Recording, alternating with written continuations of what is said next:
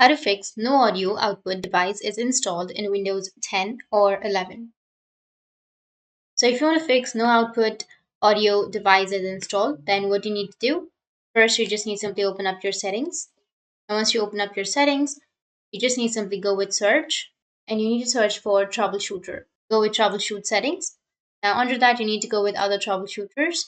And here you need to find audio section, and under audio you need to go with run, which is on the right side, and run the troubleshooter for audio. Once you run the troubleshooter, then it will fix your problem. But if that doesn't fix your problem, then the next thing you need to do is just open up your services.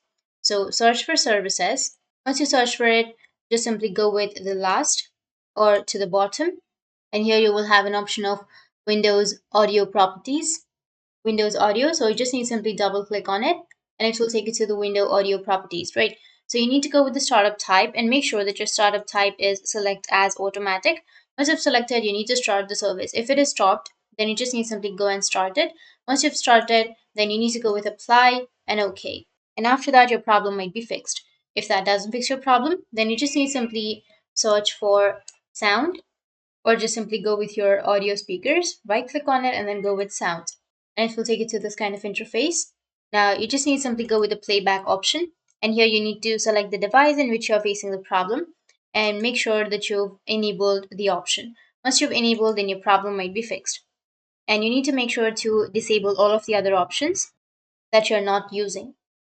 And once done, now you need to right click on your Windows and then go with the device manager option. Under Device Manager, you need to go with Audio Inputs and Outputs and select the device in which you're facing the problem. Right-click on it, go with Properties, go with the Driver section, and go and update the driver.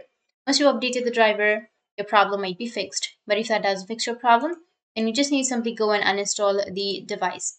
Once you uninstall, you need to restart your device, and after restarting, then it will automatically install it and your problem will be fixed.